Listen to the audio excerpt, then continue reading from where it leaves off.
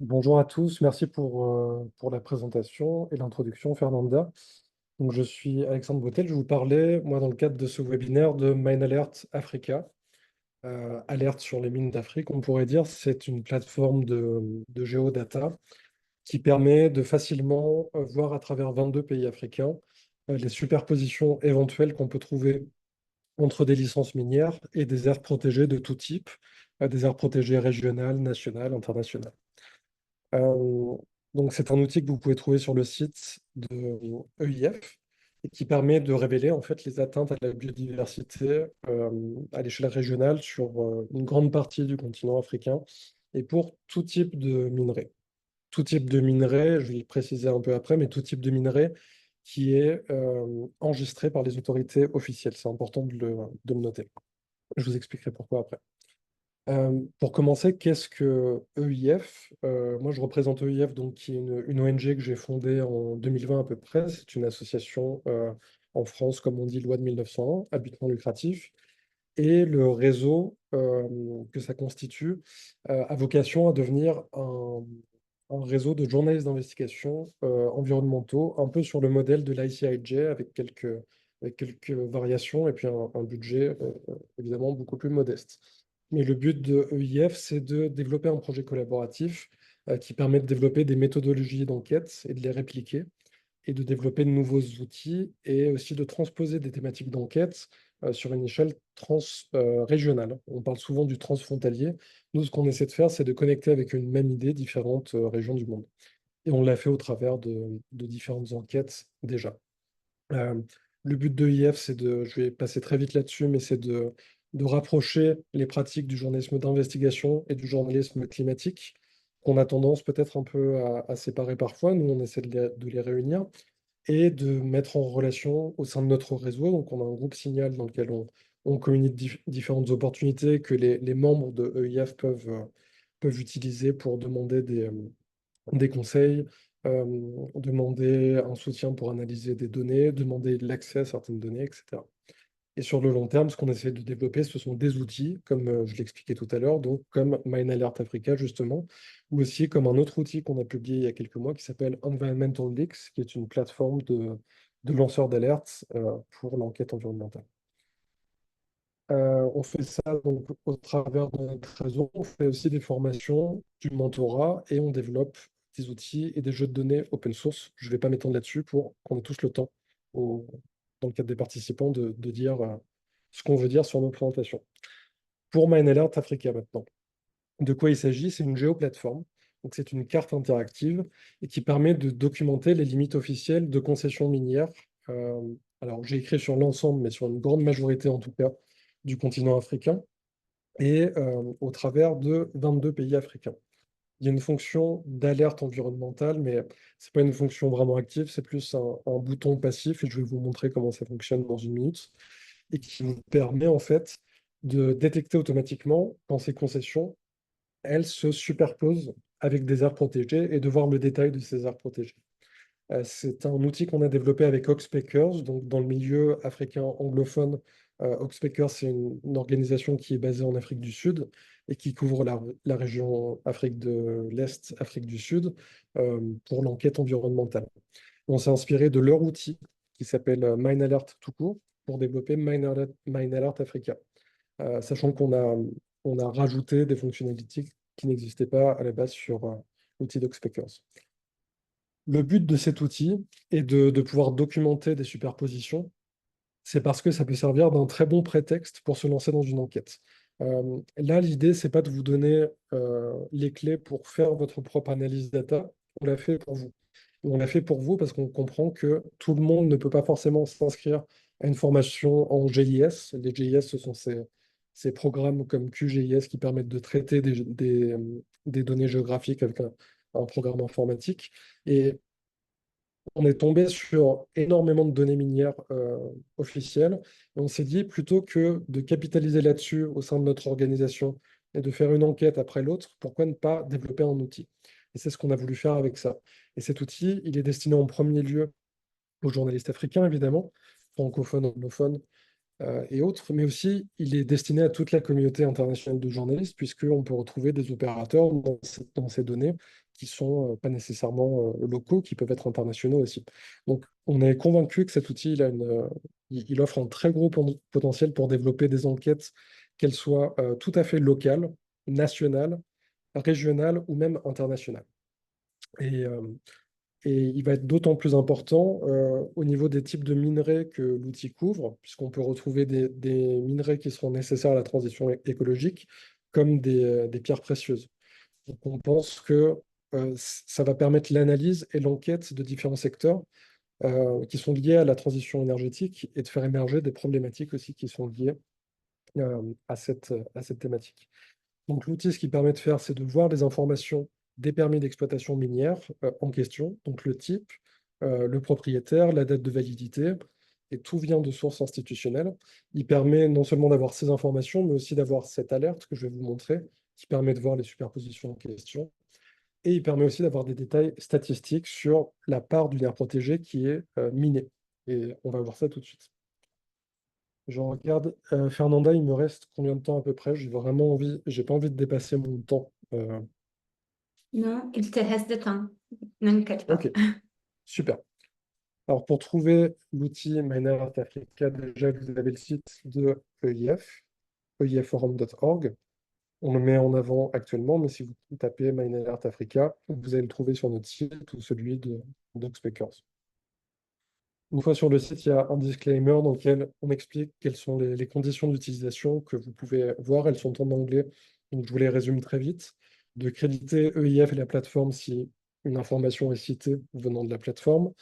De ne pas utiliser d'outils de scraping pour les plus aventureux d'entre vous au niveau data pour tout simplement exploiter les données et notamment les exploiter d'une manière que ce soit lucrative ou non lucrative. C'est aussi pour ça qu'on n'a pas mis ces données en open data complète, mais on donne l'accès à ces données sur demande.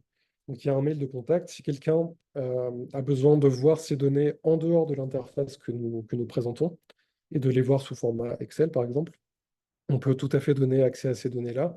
On ne les met pas de base parce qu'on n'a pas envie que ça puisse être utilisé simplement d'une manière lucrative ou que des professionnels du secteur puissent utiliser ces données aussi.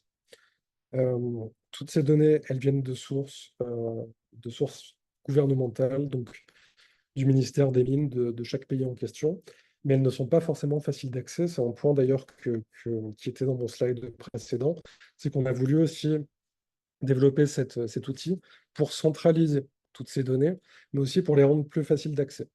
Parce que sur certains de ces pays, par exemple, vous n'allez jamais voir sur le site du ministère en question cette plateforme minière. Elle est disponible sur Internet, mais elle est mal référencée. Donc, vous ne la trouverez pas forcément. Nous, on a trouvé un partenaire, en fait, un partenaire majeur de ces gouvernements-là qui mettait ces données à disposition, ce qui nous a permis d'y avoir accès et de les utiliser, tout simplement. Alors, je remonte sur l'outil après avoir accepté le disclaimer, et ce qui nous emmène ici. Donc, je vais avoir besoin de ma souris. Hop. Donc cet outil, je vous en parlais avant, il vous permet de voir ces données-là pour une grande liste de pays d'Afrique de l'Ouest, une partie de pays d'Afrique centrale, d'Afrique de l'Est et d'Afrique du Sud. Euh, la manière de le faire fonctionner, c'est de sélectionner tout simplement un pays. J'ai sélectionné le Togo. Et vous allez avoir un nombre de mines qui va être sélectionné, comme vous le voyez ici. La partie commodities, commodité, vous permet de sélectionner de manière plus précise le type de minerai que vous recherchez. J'ai pris le Togo, mais pour vous montrer un exemple avec une grande variété de minerais, je vais prendre le Cameroun, que vous voyez ici. Donc une fois que j'ai sélectionné le pays en question, là, ce que je peux voir, en fait, tout simplement, pour commencer, c'est l'ensemble des licences minières en question. Donc, c'est déjà un outil d'enquête et d'analyse à ce titre-là, puisque si je m'intéresse à une région en particulier, je peux zoomer et puis cliquer et voir les informations en question sur cette licence minière, par exemple. Mais là, on n'aurait qu'un cadastre minier, en fait, tout simplement, si on se contentait de ça. Ça serait une reproduction simple du cadastre. Ce qu'on a voulu faire, c'est donner l'opportunité de trier les minerais et aussi d'avoir cette alerte environnementale dont je parlais. Donc, mettons que par exemple, moi, pour le souci de mon enquête, je m'intéresse pas forcément à une localité là sur laquelle je zoomerai pour avoir plus d'infos, mais je m'intéresse sur un, un niveau plus national, simplement à l'or, par exemple. Je vais sélectionner Gold, or, et je vais pouvoir avoir une mise en évidence des licences en or dans le pays qui sont enregistrées à un instant T. Ensuite, ce que vous pouvez encore préciser, c'est quel type de permis, à quel type de permis vous vous intéressez. Là, pour l'instant, on voit tous les permis confondus. Mais peut-être que j'ai envie de m'intéresser, moi, aux permis industriels qui sont en cours, dans quel cas je vais sélectionner tout ce qui parle de production industrielle, tout ce qui parle d'une concession large scale mining, et ça va me permettre de filtrer un peu mieux tout ça. Alors peut-être que j'ai trop sélectionné, pardon, de concessions. Je vais revenir là-dessus. Et là, par exemple, j'ai sélectionné seulement les permis de recherche d'or, par exemple. Une fois que j'ai ça, vous avez la possibilité aussi de voir une liste des propriétaires que vous pouvez trier. Donc, par exemple, si je sais que je m'intéresse à Géovic, je tape Géovic et je vois le nombre de mines en question, la surface que ça représente, etc. Une fois que j'ai fini avec la section propriétaire, je peux voir la section environnementale avec les aires protégées. Et là où ça va devenir vraiment intéressant, c'est que je vais pouvoir non seulement voir plus précisément ces aires protégées, mais en cliquant sur Mine sur aires protégées, Mines in Protected Areas, je vais avoir automatiquement une section en orange qui va se montrer et qui va correspondre en fait à toutes les overlaps, pardon, les superpositions qu'on retrouve avec des aires protégées. Donc je vais devoir me diriger, parce que par défaut, ça va me montrer tous les overlaps possibles, mais moi ce que je veux voir, c'est celles qui ont rapport avec l'or, dans quel cas je vais concentrer là et regarder vers tout ce qui correspond à la couleur de la section que j'avais renseignée.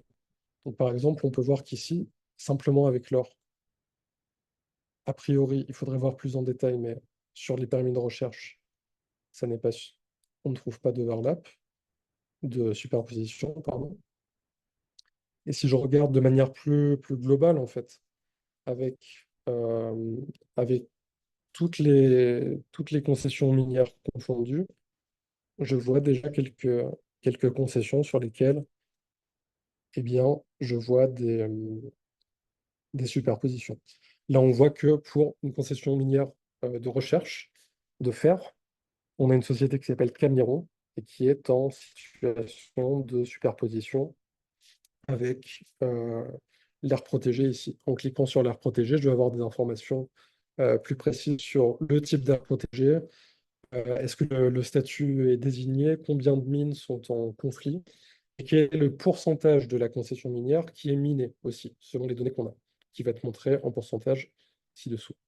Il va y avoir deux liens également qui sont assez utiles, qui permettent de revenir sur le site Protected Planet, donc qui permet d'avoir plus d'informations sur les aires protégées en question, sur différents types d'attributs, sur peut-être des sources additionnelles, et aussi un lien vers la possibilité de télécharger, pour ceux qui font de la géodata, soi-même le fichier source de la forme en question. Et il y a un lien vers autre chose que Protected Planet, qui est le DOPA, la Commission européenne, qui est un atlas d'aires protégées, mais qui a énormément de données statistiques agrégées concernant la biodiversité aussi, et qui est toujours très utile pour avoir encore plus d'informations de contexte sur les types d'espèces, les pressions existantes sur la biodiversité, les types d'écosystèmes, le climat, les événements qui sont arrivés récemment, etc. Et ce que je vous montre là, vous pouvez le faire sur tout type de minerai. On voit qu'on en a vraiment énormément, du cobalt à l'or, en passant par le nickel, par exemple, qui est lui un matériau clé de la transition énergétique. Et Et c'est un outil, on pense qu'il y a un grand potentiel, d'autant plus qu'il n'a pas encore été exploité. C'est-à-dire qu'on n'a pas prévu une grosse enquête en le lançant derrière. On est en train d'y penser maintenant, évidemment. Mais ce qu'on voulait faire, c'est le rendre public et faire en sorte que n'importe quel journaliste puisse regarder dans son pays, euh, n'importe quel journaliste africain ou n'importe quel journaliste européen ou anglo-saxon puisse, s'il s'intéresse à des opérateurs miniers, regarder ces données-là et essayer de trouver une potentielle histoire. Et le but n'était pas de faire de la data pour la data, mais vraiment d'avoir ce déclencheur d'enquête qui soit mis à disposition de l'ensemble des journalistes. Euh, pour conclure là-dessus, simplement pour vous rappeler que si vous voulez nous contacter pour avoir les données brutes en vous passant de l'interface que nous on utilise, qui reste encore un peu expérimentale aussi, même si les données sont correctes, euh, l'interface elle-même est pas la plus jolie, on essaie de l'améliorer constamment. Mais pour nous poser des questions sur la base de données ou avoir accès aux fichiers bruts, vous pouvez me contacter sur team@eiforum.org. Pour des partenariats autour de ces données aussi, vous pouvez me contacter également là. Et on a un tutoriel et le webinaire de lancement qui est inclus dans la présentation que j'ai préparé ici. Et vous avez un lien aussi également pour rejoindre EIF si ça vous intéresse, comme je vous ai expliqué. Ça vous permet de vous mettre en contact sur des projets comme celui-ci ou sur d'autres projets que vous souhaiteriez faire avec des collègues internationaux. Donc voilà, je vous remercie tous pour votre attention. J'arrête le partage d'écran. Et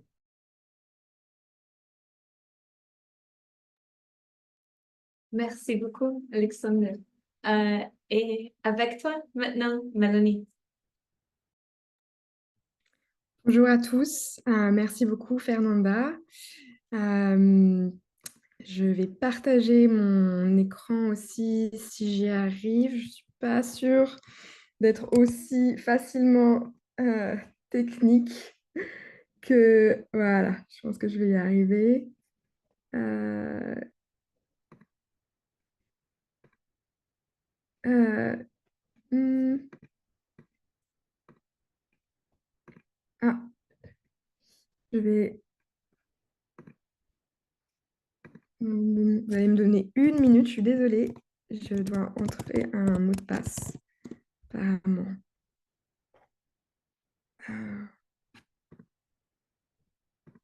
Je crois que je vais avoir un petit problème. Je ne sais pas, Fernanda, si c'est possible parce que je viens de réinstaller Zoom, mais en fait, je n'ai pas du tout pensé à ça.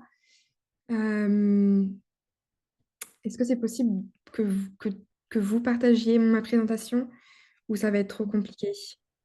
So I'm just opening it up here. I'm so One sorry. second. No, okay. If not possible, I can do it without the presentation. It's just visual support. C'est I pas have aussi it. détaillé que Alexandre. Donc, ma présentation, c'est vraiment un support visuel. Donc, comme Fernanda l'a dit, je suis journaliste d'enquête et je couvre la RDC depuis 2010. Donc, j'ai habité pendant 3 ans à Goma, à l'est de la RDC. Merci beaucoup, Fernanda. Euh, euh, voilà, pendant 3 ans à Goma. Et donc, l'enquête dont je vais vous parler aujourd'hui, c'est cette enquête qui a été publiée dans Foreign Policy il y a 2 mois et qui donc s'appelle Le problème avec les minerais sans conflit, entre guillemets. Donc, c'est une enquête en fait sur l'impact des lois qui ont été votées, qui ont été installées aux États-Unis et en Europe sur les minerais de sang, les minerais de conflit. Donc, j'ai voulu comprendre pourquoi est-ce que ces lois ont un impact euh, inexistant finalement, ou même pourquoi est-ce qu'elles vont jusqu'à avoir un impact négatif sur les communautés locales. Donc, moi, je n'ai pas de plateforme incroyable à partager comme Alexandre. Je dois dire que je fais un journalisme un peu à l'ancienne, qui est basé vraiment sur les sources, cultiver des sources pendant des années, pendant même plus d'une décennie pour certaines d'entre elles aujourd'hui. Et beaucoup de documentation, alors un peu de data aussi, mais beaucoup d'interviews. J'ai fait plus de 50 interviews pour cette enquête. Évidemment, lu beaucoup de documentation, de lois et d'articles de journaux académiques aussi, qui sont très importants et qui vont creuser certains aspects bien plus en profondeur que les journalistes n'ont la possibilité de le faire, que ce soit de manière quantitative, donc avec du data, ou de manière qualitative avec de nombreuses interviews. Donc, je cultive beaucoup de relations aussi avec des chercheurs académiques, donc des chercheurs d'université. Et moi, ce qui m'intéresse beaucoup dans l'enquête, c'est pas forcément d'aller enquêter sur une mine très spécifique ou sur un projet minier très spécifique, mais de vraiment aller comprendre les systèmes qui font que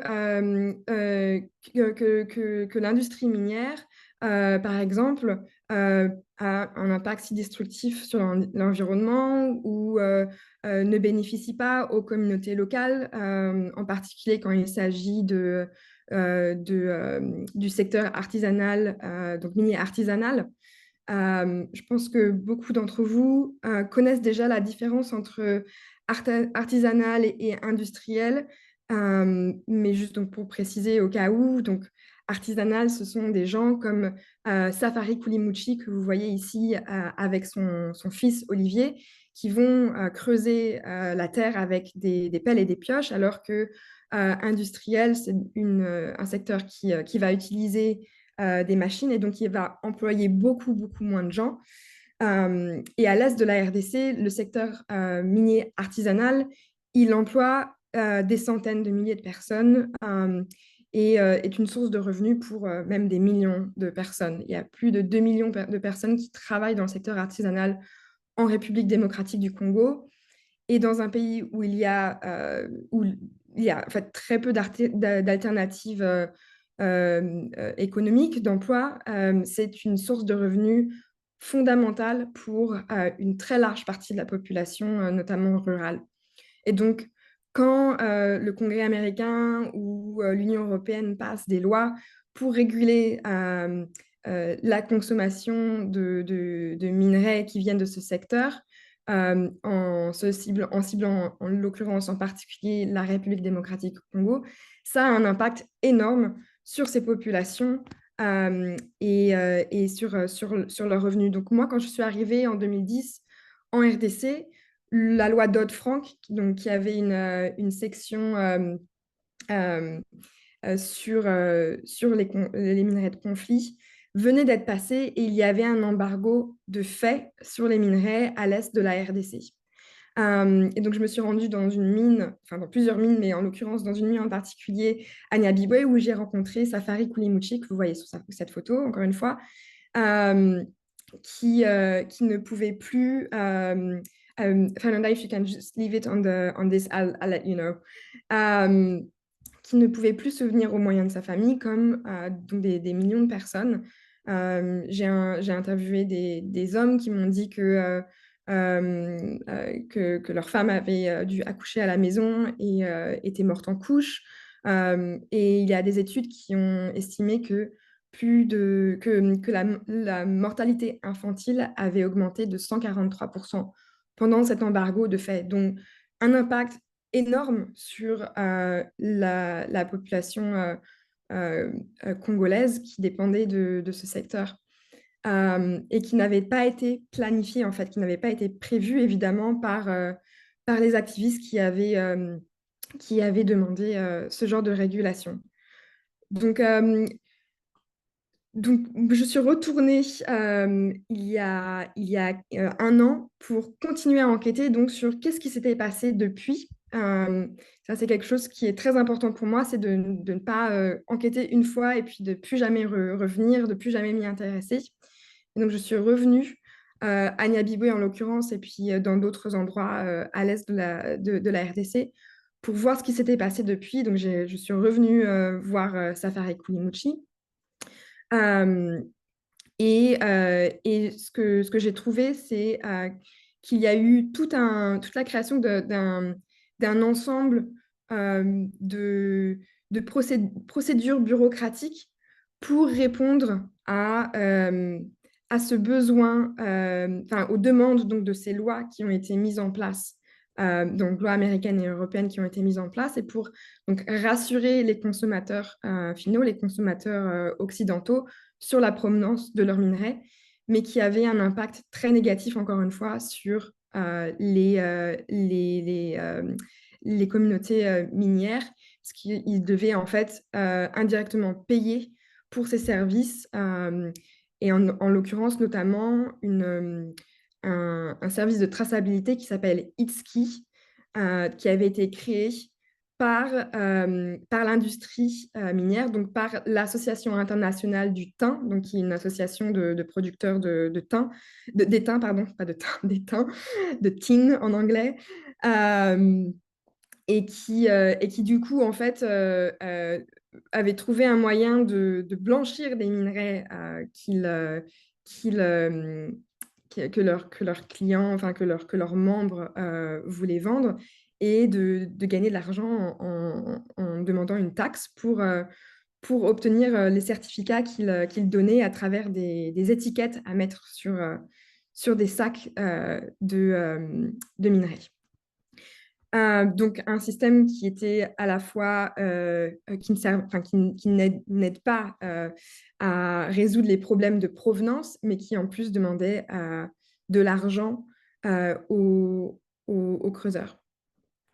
Donc voilà, donc très simplement, encore une fois, j'ai pas de plateforme incroyable, mais moi, ce que je vous propose, c'est d'avoir une réflexion sur justement la manière dont nous conduisons nos reportages et nos enquêtes sur le secteur minier, et de réfléchir à en fait qui est-ce que nous souhaitons vraiment aider et comment, et à réfléchir aux solutions ou aux lois que nos reportages ou peut-être le travail d'organisations comme Global Witness ou Enough Project mènent à créer.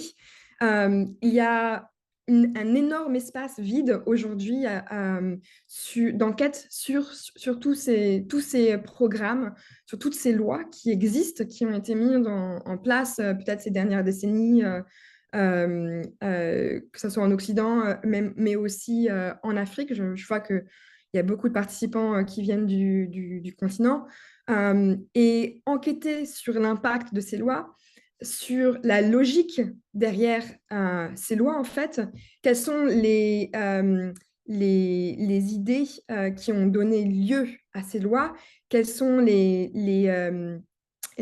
assumptions, les hypothèses ou les idées préconçues qui ont donné lieu à ces lois, donc préconçues sur le système, sur le secteur minier. Par exemple, je pense que le fait que le secteur minier soit quelque chose de si vital pour les communautés locales n'avait pas du tout été pris en compte par la loi Dodd-Frank, par la section 1502 de la loi Dodd-Frank. Et donc, et les mécanismes du conflit, de comment est-ce que les minerais contribuent au conflit, ou les mécanismes de trafic ne sont pas souvent pris en compte et ne sont pas justement pas examinés. Donc, je vous donne un exemple, peut-être. Je ne sais pas si j'ai encore beaucoup de temps, Fernanda, mais je vais donner peut-être un exemple pour finir si je n'ai plus beaucoup de temps. Le trafic qui est fait, qui vient de la RDC, de la RDC vers les pays limitrophes, donc le Rwanda, l'Ouganda, et qui donc peut servir à entretenir le conflit, que ce soit parce que ce trafic va financer des groupes armés, ou parce qu'il va renflouer les caisses, ou créer une raison pour, par exemple, le Rwanda de vouloir continuer ce conflit. Eh bien, ce trafic, il est fait en premier lieu par les communautés artisanales congolaises qui gagnent mieux en vendant leurs minerais au Rwanda, par exemple. Et donc, peut-être il y a une réflexion à avoir sur l'harmonisation des taxes, sur pourquoi est-ce que les prix de vente sont si différents, euh, plutôt que de simplement regarder le contrôle des mines par certains groupes armés à un certain moment, ou le trafic ou l'implication du Rwanda dans le conflit. Voilà, il y a plein de choses sur lesquelles enquêter, euh, qui seraient difficiles à résumer en si peu de temps, mais qui me paraissent vraiment très importantes à aller examiner de plus près pour justement trouver des solutions à tous ces problèmes, plutôt que d'aller constamment dénoncer au cas par cas. Ce sont des questions qui sont quand même aujourd'hui vraiment prises en compte par beaucoup dans la communauté internationale, et qui donc demandent à être examinées plus particulièrement.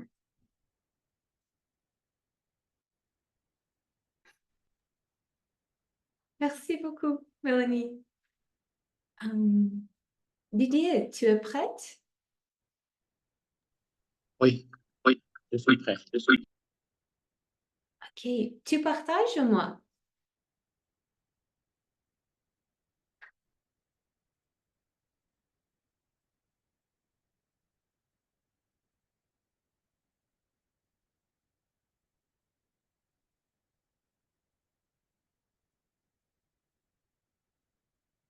Didier, tu peux m'écouter? Désolé, j'ai coupé le micro. Oui, je t'écoute très bien. J'essaye de partager, mais est-ce que vous ne voulez pas perdre le temps de le faire pour moi? On écoute comment on écho sur ton... J'ai pu partager. On va essayer comme ça.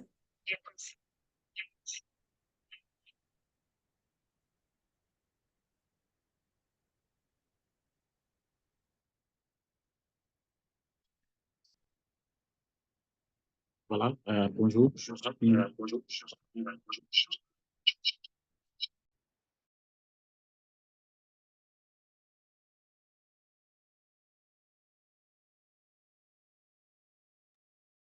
On ne t'écoute pas, Didier.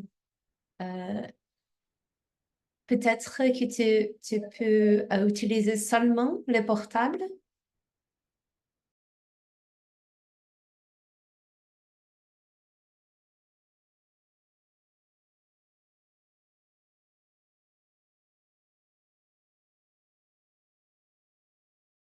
Voilà. Euh, Bonjour à tous, je suis désolé pour ce désagrément. Je suis Didier Macal, présenté Lubumbashi, en République démocratique du Congo. Lubumbashi a une particularité d'être une ville au cœur de la région minière où on exploite le cobalt et le cuivre. Bon, d'après les chiffres, le Congo et ma région contiennent près de 64 ou 70, 64%, je pense, ou 70% peut-être, des réserves mondiales de cobalt. Et donc, il y a beaucoup d'entreprises minières, plus de 200, qui sont dans ma région, qui exploitent le cobalt et le cuivre. Et donc, dans ce contexte, les problèmes sont très sérieux. Alors, je vais partager avec vous mon expérience, comment j'ai procédé, et je vais insister sur certains aspects et moins sur d'autres pour ne pas prendre beaucoup de temps et surtout ne pas ennuyer, puisque tel que j'ai structuré ma présentation, c'est un peu trop pédagogique. Alors, au départ, quand vous regardez le contexte de la République démocratique du Congo avec l'exploitation du cuivre et du cobalt, il y a des sérieux problèmes, des déversements toxiques, comme vous le voyez sur cette photo. C'est du soufre. Du soufre, c'est un produit qui entre dans la fabrication de l'acide sulfurique. Alors, ce soufre, il est juste déversé, si vous regardez dans le champ de la photo, c'est un marécage, c'est dans le lit d'une rivière avec des roseaux qui sont là-bas. Et donc, une partie finit dans la rivière et sur le pont, juste à côté, une bonne partie du soufre s'est déversée. C'était en octobre 2023 lorsque je partais à Kolwezi pour des actions de terrain pour mon enquête qui a été diffusée sur Mongabé. Alors, cette enquête a été financée.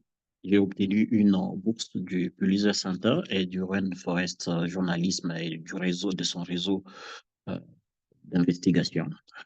Alors, dans ma région, il y a des sérieux problèmes, des déversements toxiques, des accidents parfois mortels. C'est arrivé en 2019, un camion qui transportait de l'acide sulfurique est arrivé au village Kaboué, a raté sa déviation, puisque c'était en même temps un arrêt de bus sur une route de poids lourds, et donc a fini sa course dans un minibus qui transportait 21 personnes environ à l'intérieur et s'est renversé dessus. Toutes les personnes qui étaient à bord du bus ont décédé, d'autres ont disparu, dissoutes par l'acide sulfurique.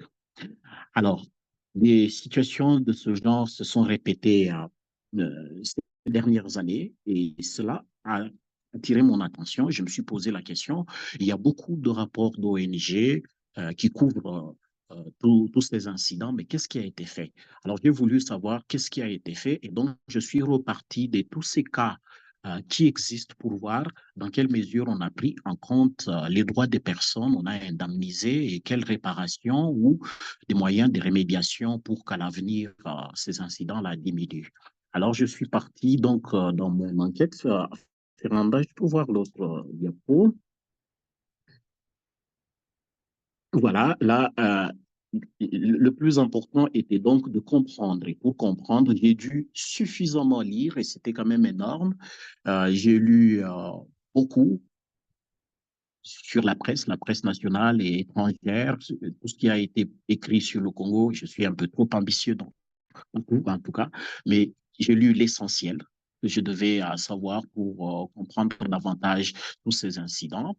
Et je me suis rendu compte que les médias locaux, parfois qui produisaient des récits beaucoup plus courts, euh, couvraient sérieusement ces problèmes, malheureusement n'allaient pas très en profondeur de ces questions et parfois il n'y avait pas de suivi. On en parle, une actualité chassant une autre et donc on est passé rapidement à autre chose et ces cas ont été très vite oubliés. Et généralement, ça c'est une parenthèse, les miniers, les autorités bougent un peu quand il y a une grosse enquête avec un appui au niveau international. Cette fois-là, on agit, on réagit rapidement. Et donc, il fallait que je comprenne, j'ai lu la presse, j'ai lu les ONG, les rapports des ONG, j'ai dû lire aussi certains rapports, des études scientifiques sur tous ces problèmes et l'objectif était de comprendre davantage le contexte dans lequel on se trouvait et surtout tous ces incidents se sont produits. Et cela m'a permis de comprendre que depuis plusieurs années, et cela commence pratiquement autour de 2013, mais l'explosion de l'exploitation minière avec de nombreuses sociétés commence en 2006, mais autour de 2013, ça s'enchaîne et ça s'amplifie davantage. Et c'est là aussi que les incidents commencent à devenir beaucoup plus graves. Et donc, je suis arrivé au constat que beaucoup de gens sont décédés et qu'il y avait sérieusement des violations de droits humains. Alors, sur la diapositive suivante, vous allez voir, Fernanda. Et voilà. Euh, Voilà, ça c'est un peu ce que je vais vous montrer. Le lieu où a eu l'accident de véhicule était entré en collision et puis de l'acide sulfurique avait été déversé dans cette rivière. Et donc j'ai dû définir mes objectifs, qu'est-ce que je vais faire, où est-ce que je dois aller, qu'est-ce que je dois faire.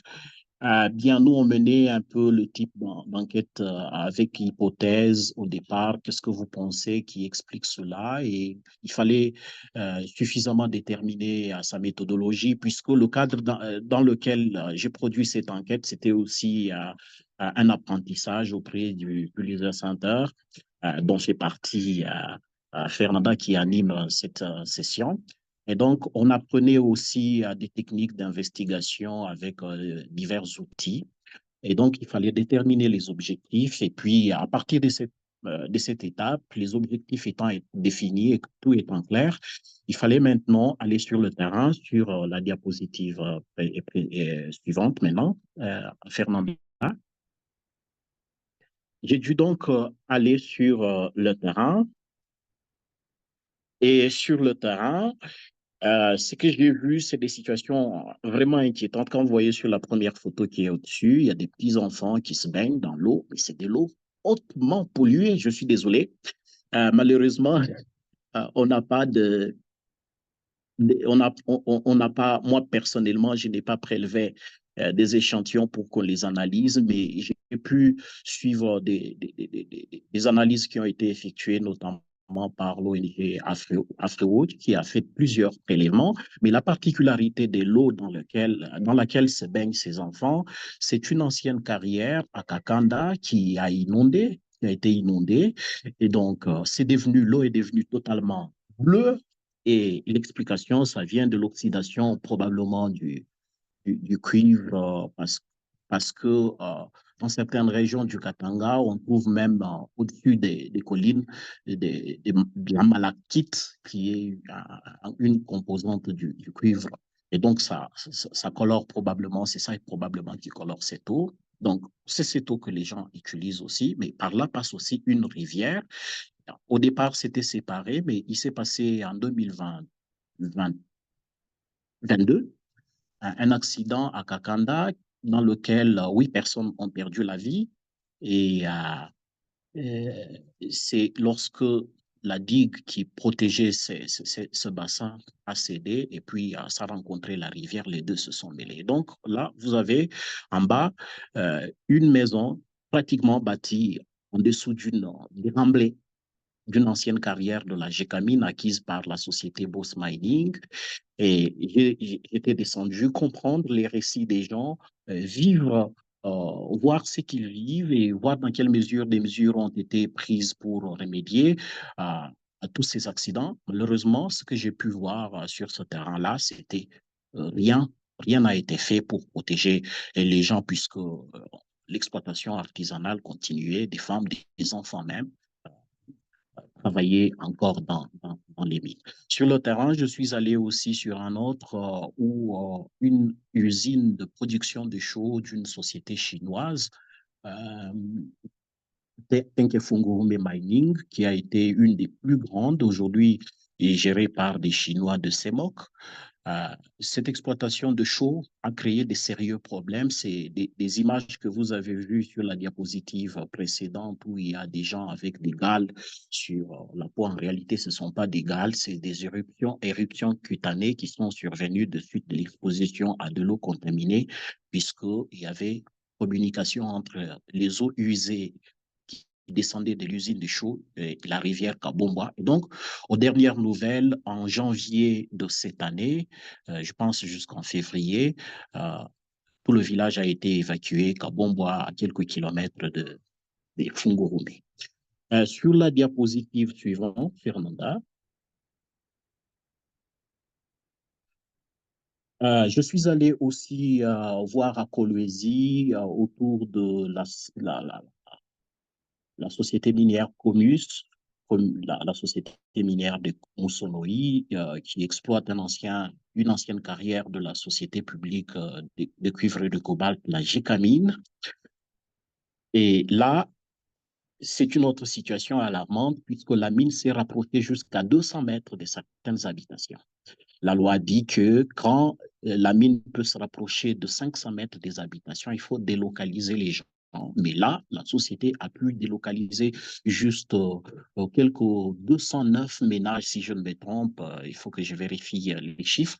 Et donc, toute l'autre partie de la population exposée au tremblement de terre lorsqu'il y a minage, toute la population exposée à la poussière, mais aussi aux fissurations des maisons, les maisons qui fissurent, qui se fissurent. Euh, il n'y a rien, on ne déplace pas ces gens. Les gens attendent encore qu'on les déplace et continuent à être exposés. Je suis arrivé dans d'autres villages, j'en ai visité 3, mais particulièrement le village, comment il s'appelle, Sapatelo, puis je suis allé au village Yenge. Yenge, c'est là où vous voyez ces 4 personnes sur la première photo. Là, on descend en face d'une carrière minière d'une société chinoise créée avec l'État congolais qui s'appelle Sicomine, qui a été créée pour effectuer des compensations euh, la RDC recevait un prêt de 9 milliards de dollars et il fallait des compensations, des infrastructures, des routes, des hôpitaux et tout ça, bon, des choses qui ne sont pas arrivées. Je pense que vous avez déjà lu suffisamment de rapports là-dessus. Et donc, à partir de là, on a pu voir que ce village a été exposé aussi à de la pollution. Rien n'a été fait et d'ailleurs, la société, jusqu'à ce jour, continue à refuser de les prendre, de les considérer comme victimes de cette pollution. Et en bas, vous voyez la main de la personne qui tient une tubercule, c'est un manioc, des maniocs qui ne grossissent pas. Ça ne dépasse pas cette taille. En tout cas, j'ai pu le voir. Et c'est du manioc qui ne peut pas être consommé. C'est pratiquement raté. Et de l'autre côté, en bas, vous avez des cannes à sucre qui ne croissent pas. En haut, c'est le village Kaboué, euh, dont je vous parlais tout à l'heure, où 21 personnes avaient péri dans un accident en 2009. Et donc, on peut passer là. Oui, bon, on peut passer aussi, je vais sauter cette partie. Fernanda, on peut passer aussi. Alors, lorsque j'ai effectué tout ce travail de terrain, mais c'était quoi ma préoccupation? Je pense que comme l'a dit, euh, je suis désolé, j'ai oublié le nom, le prénom, je voulais donner, c'est Mélanie.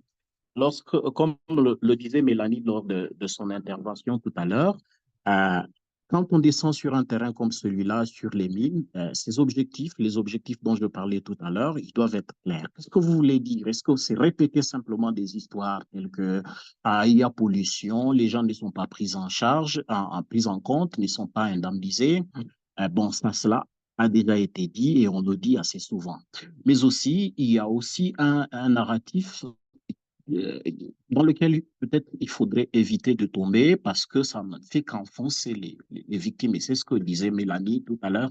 Et donc, on a pris des décisions très hâtives sans analyser l'impact de toutes ces interdictions. On dit minerai du sang, cobalt du sang, il faut que le minerai de l'artisanat soit banni. On l'a banni et personne ne veut l'acheter à part les Chinois.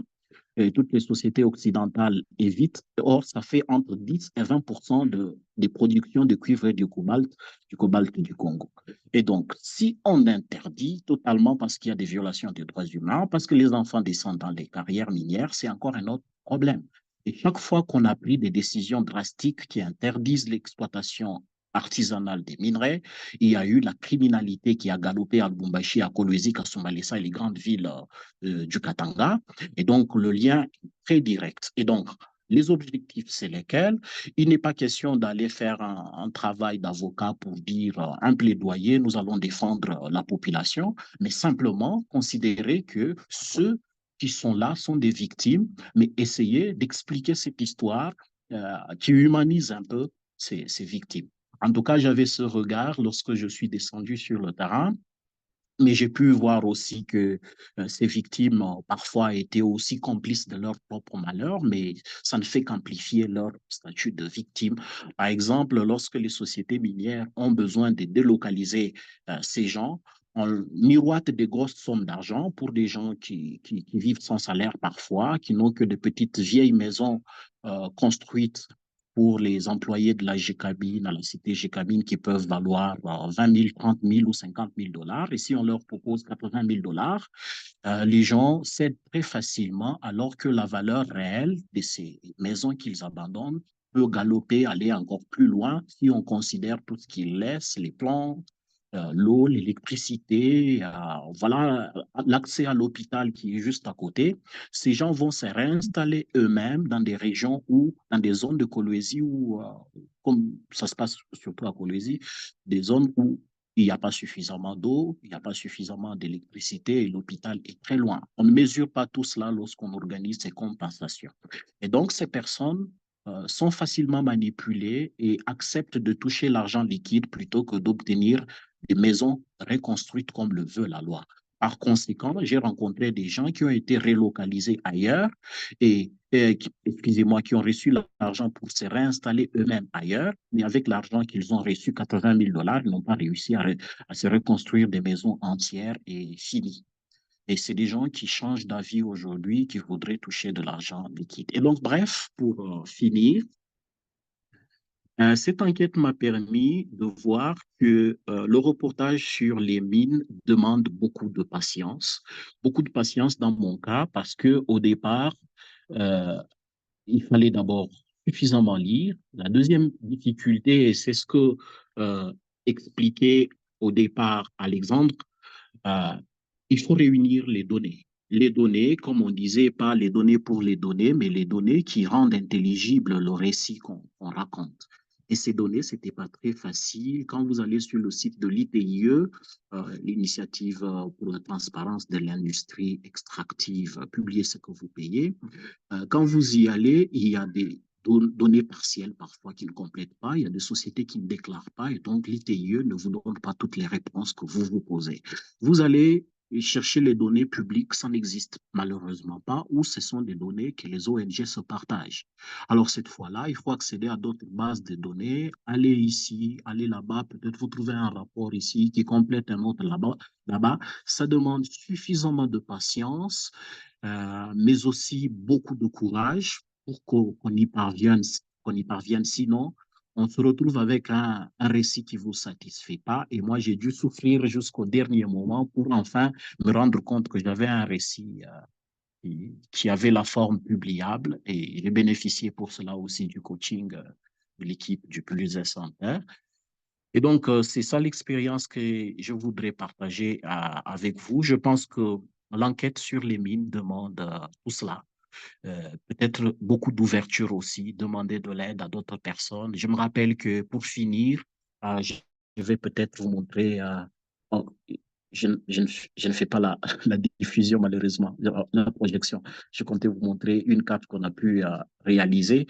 Par moi-même, je n'ai pas pu, mais il a fallu demander de l'aide à un collègue, quelqu'un, un agent du Pulitzer Center, qui a demandé aussi de l'aide à quelqu'un d'autre qui travaille à un centre, je pense, de spatial avec des photographies satellitaires, qui a pu nous aider à établir des images qui montrent des changements survenus à une période précise. Avant et après, on montre depuis qu'il y a eu ces problèmes d'exploitation minière et des pollutions, les changements qui sont intervenus sur le site. Et cela vient encore renforcer le récit que vous diffusez, que vous rédigez, pour le rendre un peu plus crédible, plus consommable. Je pense que l'accès aux données est aussi très, très, très important, malheureusement, pour nos pays africains. Parfois, je ne dis pas toujours, parfois, les données ne sont pas toujours disponibles, soit on vous les prive volontairement, soit parce que ça manque ou elles sont là partiellement. Merci beaucoup, Fernanda. Je pense que j'ai pris beaucoup de temps. Merci Didier, merci à vous, à Mélanie et aussi à Alexandre. On n'a pas beaucoup de temps, mais je pense qu'on peut faire plus de 5 minutes parce qu'il y a beaucoup de questions. Est-ce que vous voulez dire quelque chose, Alexandre, avant de commencer des questions? Oui, je suis désolé, je voulais rebondir très très très très vite sur ce que disait Didier, sur le fait de lier en fait, le fait d'utiliser des données et, euh, et de faire du reportage de terrain ou des formes de journalisme plus classiques. dans mon esprit, il n'y a pas du tout de division entre les deux. Et d'ailleurs, ce qui a permis de créer cet outil, moi j'en ai eu l'idée, mais je suis incapable de process tous ces trucs-là. Je suis complètement nul moi, pour faire de la géodata. Mais ça prouve bien que, par contre, ça peut servir des formes plus traditionnelles de reportage et que le but, c'est que cet outil serve de déclencheur et pas de créer un silo de connaissances qui soit les géodata d'un côté et des formes classiques de reportage à côté. Pour aussi démystifier aussi le terme données et géodata et ce genre de choses. Juste très rapidement. Merci. Et je crois qu'on peut commencer avec la première question je crois que c'était pour vous, Alexandre. Ferdinand, il voudrait savoir si vous pouvez indiquer des sources fiables ou des méthodes spécifiques pour obtenir des données sur les certifications minières dans des pays ou des informations qui sont toujours comme inaccessibles. Et il faut utiliser, alors la manière de le faire en open source hors des demandes d'information, ça va être de regarder sur le registre minier, le cadastre minier, ça va avoir différents termes selon les pays, le ministère des Mines, et toujours essayer de se demander s'il n'y a pas une société publique des mines qui a un nom peut-être particulier. Essayer de voir si les certificats peuvent être trouvés sur ces sources institutionnelles ou non. Et sinon, pour des sources, il y a des sources comme le ITIE, l'Initiative pour la transparence des mines, ou des industries extractives, pardon, plutôt, qui permet d'avoir accès à beaucoup de contrats aussi. Aussi Open, je crois que ça s'appelle Open Contracts, qui a pas mal de fichiers dans ce genre-là. Mais j'ai posté mon mail quelque part. Si jamais j'en oublie un et que vous checkez ces sources-là, vous ne trouvez pas, vous pouvez me recontacter, me demander, j'essaierai de vous trouver quelque chose. Merci. Et on va partager toutes les présentations avec tout le monde qui a fait le registre sur cette conversation. Une question pour Didier, je crois, que c'était quel organisme de droit a pu se saisir du dossier pour défendre les habitants? Donc, si les gens sont affectés par des choses de minération, comment les journalistes peuvent savoir quel est le droit de la personne et comment mettre ça dans la histoire, dans l'enquête?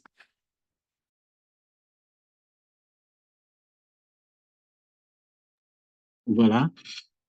Pour moi, je pense que euh, sans devenir partisan, les journalistes, quand ils font leur travail correctement, ils sont du côté de la défense des droits humains, de la liberté d'expression, de la transparence, ainsi de suite. Alors, à partir de ce moment-là, lorsqu'on descend sur le terrain et qu'on se rend compte qu'ici, on a affaire à des personnes qui sont victimes d'une situation ou de quelque chose, eh bien, il y a quand même un piège dans lequel on peut tomber, c'est de devenir militant. Et alors, tout l'effort, c'est c'est de pouvoir garder son équilibre, mais aussi son indépendance, euh, surtout l'équilibre. Mais, euh, mais dans la mesure où on prend compte du fait qu'il y a des dangers ici, il va falloir qu'on soit beaucoup plus attentif pour ne pas commettre des erreurs parce que c'est aussi possible qu'on vous attaque. Alors, à partir de ce moment-là, comment défendre les droits de la personne ou montrer aux victimes ou que le journaliste lui-même se mette à défendre ces droits-là, je pense que c'est de s'aider à bien faire le travail. Et je pense que tous ces mécanismes qui ont été développés ici, que ce soit par exemple au Mélanie ou dans ce que je viens de dire, ça nous ramène à une réalité ou une exigence de pouvoir bien comprendre son problème. Quand on le comprend bien, on l'explique mieux.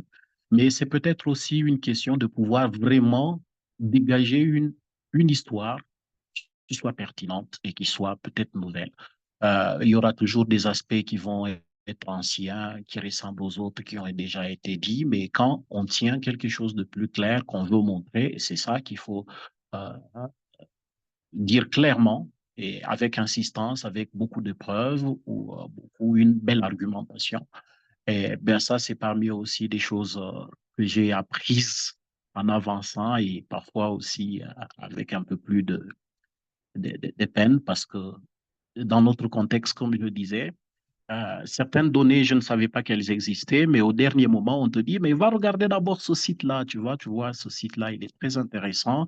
Alors, tu viens, tu as des éléments qui clarifient un peu le propos et qui évitent que tu tombes.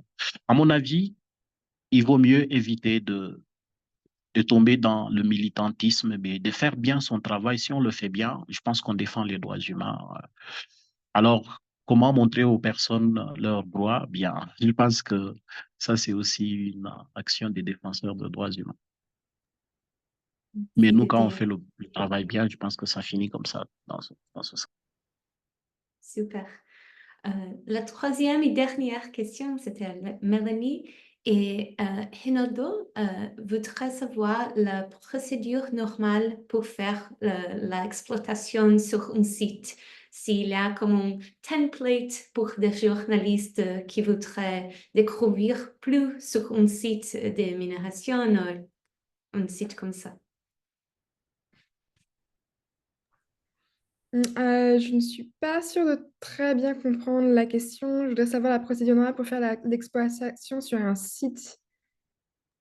I think it's kind of like Yes. field work. Like if you could share a bit how you approach this, like how you map what place to go in your field work and the questions you ask there.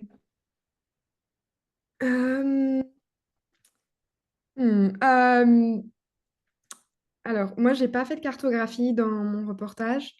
Je suis désolée, je suis pas vraiment sûre de comprendre la question de procédure pour faire l'exploitation sur un site. Euh, euh, la façon dont j'ai décidé d'aller à la raison pour laquelle j'ai décidé d'aller à Niabibwe, c'est que c'est un des plus grands sites de la région. Euh, c'est aussi le premier site où Itski avait commencé à à mettre en place son programme. Donc, symboliquement, il y avait, d'un point de vue narratif, quelque chose d'intéressant là. Et puis, c'était là où je m'étais rendue il y a 10 ans. Donc, la continuité pour voir justement qu'est-ce qui s'était passé pour les gens que j'avais déjà rencontrés il y a 10 ans était aussi très intéressante d'un point de vue à la fois investigatif, mais aussi du point de vue du récit narratif. Euh, donc, c'est vraiment ça qui m'a poussée à aller à Niabibwe. Euh, Si je peux rebondir une minute sur ce que euh, euh, Didier disait, je pense qu'il y a quelque chose aussi qui est très important à peut-être méditer un petit peu ou à cultiver, c'est le fait que, comme Didier et moi-même nous le disions, c'est un secteur qui est très important pour des millions de personnes, notamment en RDC, mais ailleurs aussi. Ça ne veut pas dire que c'est un secteur magnifique et que c'est génial que les gens travaillent dans ces mines, mais c'est la réalité. Et c'est vrai qu'en tant que journaliste et journaliste d'investigation, on est très porté sur la dénonciation et sur vouloir avoir un peu un méchant ou quelque chose de mal qui se passe et on va démontrer et pointer du doigt telle entreprise ou tel secteur et ainsi de suite. Et peut-être parfois à perdre un petit peu de nuances. Et on n'a pas besoin de trouver que l'exploitation minière, c'est quelque chose d'extraordinaire, que c'est génial que les gens travaillent là-dedans pour se rendre compte et pour accepter le fait que c'est nécessaire aujourd'hui pour des millions de personnes. Et avoir ces vérités-là, de les garder en même temps, c'est compliqué comme exercice. Et personnellement, c'est un exercice que je trouve intellectuellement constamment difficile, très challenging, surtout quand on va parler, par exemple, de travail des enfants. Euh, mais se poser la question de pourquoi est-ce que les enfants travaillent dans les mines actuellement. Donc faire le lien peut-être avec les frais scolaires, par exemple, etc., la pauvreté systémique. C'est très important et ça ne veut pas dire qu'on va valider quelque chose, mais ça veut dire qu'on va le regarder de manière peut-être un peu plus objective et un peu plus concrète et réaliste. Et selon moi, c'est comme ça qu'on peut trouver des solutions à ces problèmes. Et peut-être qu'on n'en trouvera pas, enfin, en tout cas peut-être pas à son niveau personnel de journaliste indépendant ou qui va mener cette enquête particulièrement. Et ça aussi, c'est valide, hein. On n'est pas là pour juste trouver, pour sauver le monde de nous-mêmes, mais pour apporter un petit peu d'informations autant qu'on peut le faire. Voilà. Merci. Merci une autre fois à Mélanie, à Didier et à Alexandre. Et merci à tout le monde. Et une bonne journée à tout le monde. Merci Fernanda, merci tout le monde. Ciao.